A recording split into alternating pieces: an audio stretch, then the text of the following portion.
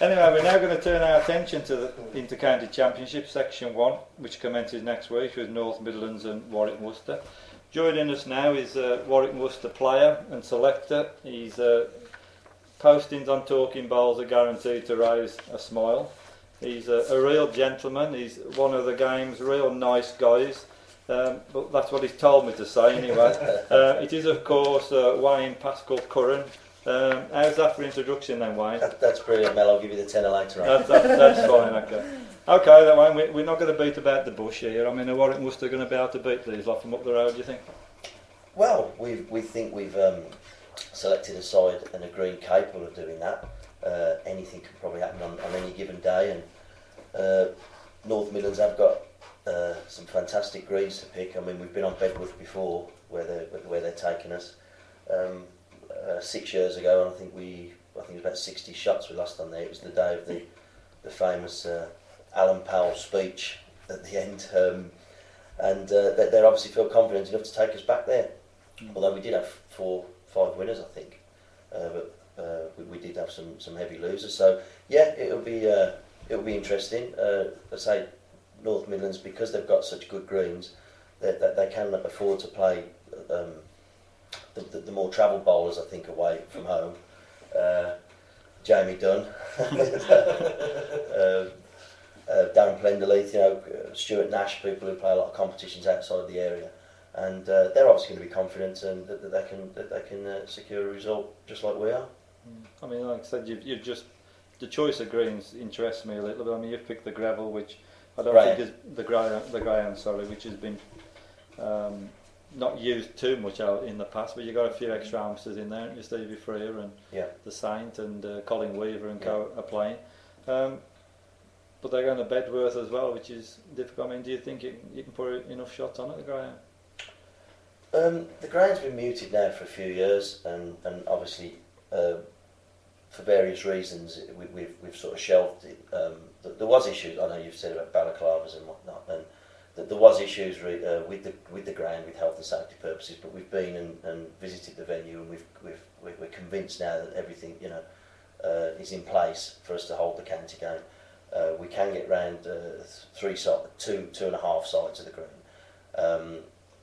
Where the problem issues were before, the flats at the back, they've been knocked down, and now there's luxury apartments being built with fountains and swimming pools in and everything else. So the North Midland lads shouldn't be too disheartened when they come over. They could bring their thongs and they could have a dip maybe. I'm sure. Depends what you're having a dip in. I'm sure some of them will. Yeah. I've seen Jocker in one, the English push bike. It's not very nice. Well, I don't think we need to go into all that at this moment in time. Yeah, it's got. There's a few comments coming on here from already. There's a few wind-ups coming up from John Sturdy, obviously. Now, Warwick Worcester won it in 2007. I mean, North Midlands, I think you won it once, haven't you, Pete? Is that right? Yeah. You was involved in that one. Are you still playing then? No, I was involved in that, but I didn't play in the final. And it's something that anyone who knows me, all I wanted to do, well, one of the things I wanted to do was being the team that won the Crossfield Cup. And it was the time when my dad had been diagnosed with terminal cancer, and I said there's no way I would play in the final because of that, because obviously, people are saying, how's your dad? And I just didn't want to lose when I thought the team was going to win. Yeah. If you know what I mean. Yeah. I didn't want me to be the cause of losing. Yeah. So I didn't play. So that's one of my biggest regrets actually. But it's very creditable of you to do that. Very unselfish. I mean, also, Wayne, in the group there's South Yorkshire and Cumbria, but on recent form you'd expect the group winners to come from Warwick Worcester or North Midlands, wouldn't you? Just in case there's anyone from those areas listening. There is, yeah. It doesn't normally stop you, Wayne. I'm not one for making bold predictions, but you'd probably say potentially if there was any odds on that group that the North Midlands and the Warwick and Worcester would be sort of maybe favourites. But like I say, any given day, Cumbria and South Yorkshire have got capabilities just like anyone has on any given day. Yeah. But before we went on air, Pete was actually saying he can't remember the last time Warwick must have beat North Midlands. Can you? Do you remember? I mean, I don't know the detail between the teams, but have North Midlands got a good record against Warwick Worcester? I think so. Yeah, I don't think Warwick Worcester have beat North Midlands many times. I'm just trying to There's one just come on the screen from Jamie Dunne. He says he thinks it was 1870. Oh no, 1970. That's right. It could be. Well, I remember obviously the last time was on Kingsheath Park before the Bedworth one. Before that, I think it was on the Gate, and I think North Midlands won then. I think Alan Powell beat Jimmy Campbell 3, but we still won. I think, if I remember rightly, but I might be wrong. But I think Warwick and Worcester haven't got the best record against North Midlands. Yeah.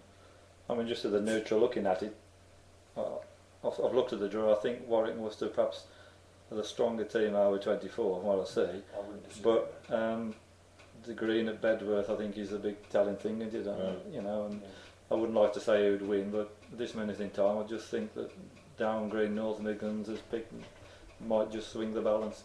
But a lot's going to do with the weather, isn't it, Pete? I was a bet It most certainly is, yeah. during this week.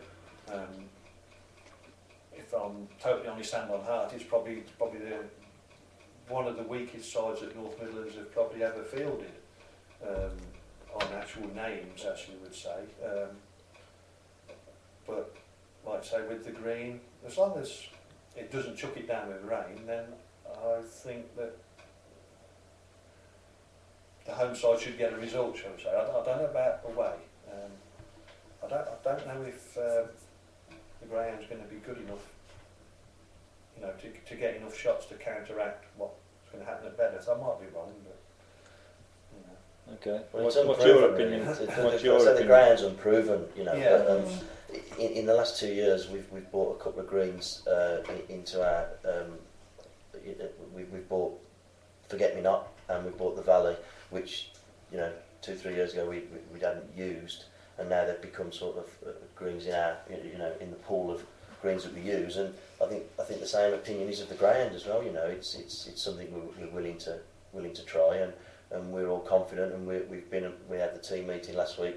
Everyone turned up, and we are really sort of up for it, and looking forward to it. Looking forward to the challenge. We know Bedworth, you know, is a tough ask for us to go and get, but we think we've got a dozen players who are going to go over there and get a result. So, I mean, we've got to just try and be less than 120. I think one of the Burdette said. I think it was 120. They did a score predict, I think. Yeah, we saw that. Yeah. So if we do any less than 120, we're doing all right, I think. Yeah. I've seen the birds have been winding up a little bit on the internet and getting a bit of banter going up now, like, you know, which is all good part of the game. I'm sure that both venues, I would imagine, would be quite noisy affairs. Yeah, I'd imagine The Greyhound is actually a very good green. I mean, in my days of living in Birmingham, I know the green very well, and it's you know, if Warwick and Worcester have put Tarv on there that can play it, you know, the likes of Steve and other players, you know, it's not an easy green, the Greyhound. No. It's a very, very tough green. They've really grasped it with both hands as well, the Greyhound. I mean, Scott McKenzie's been there as long as... He's been there 200 years or so, hasn't he, Scott? Yeah. And he's just delighted that the green's been picked, you know. I just see it as, he just sees it as proud for himself and the club, you know, that they've got this. And every time I've been down there to practice, they're tendering the sides. Dave Crowd's been down there, you know, and Scott's got the green, and what do you want? And it's really is, it's fantastic what they're doing. And, you know, it's just unbelievable that they've been given it, and then they want to make sure that we go back there and everything's in place. So. Yeah. Oh, good. It's going to be a result I'm certainly going to look out for, particularly after all the banter we've been seeing. Somebody's put on here, is there a car park at the Greyhound? What's all that? Yeah, there is quite a small one, as I recall, but there is a car park. They took a bit of it with this development as well. So we're parking over on Boldmere St Michael's. They've allowed us to, which is just down the road. We're going to just walk up from Boldmere. Well, I've got to be honest. Over the years, some of the venues that I've been to, I mean, I think everyone worries about the home venue not having all the facilities. Yeah, well, I've been to some places. Well. Don't even have toilets, some of them. No, they don't. No. Last year we went to Wemel and Shropshire, and I think you can only get around two sides of that green. You know, you pick a green to get a result. To win a match on, the rest is a bit of a bonus, really. Yeah, well, Jamie Dunn's come on here. He said, don't park within 5 miles, use the park and ride. So they're obviously a bit concerned about the area. Anyway, that's we've had your two thoughts on that. We won't go any further. We'll let the action happen next Sunday.